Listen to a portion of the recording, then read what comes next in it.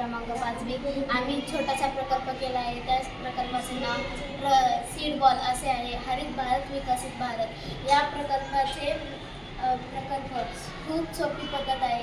ह्याच्यामध्ये मी मेथी दाणा टाकले आहे आणि कारल्याचे बी टाकले आहे. ह्याच्यामध्ये मी चिकूचे 2 बिया टाकले आहे. ह्याच्यामध्ये मी चिंचेचं बिया टाकलं आहे. ह्याची बनवण्याची पद्धत त्याच्यामध्ये माती घ्यायची आहे. त्याच्यामध्ये थोडंसं पाणी टाकून काळी माती किंवा लाल माती चालेल. त्याच्यामध्ये पाणी टाकून त्याचा चिखल बनवायचा आहे. त्याच्यामध्ये थोडंसं सुकवून मग नंतर त्याच्यामध्ये बी पेरायचं आहे. मग नंतर त्याला कलर देऊ शकतो आपण. मग कुठेही ठेवू शकतो आपण.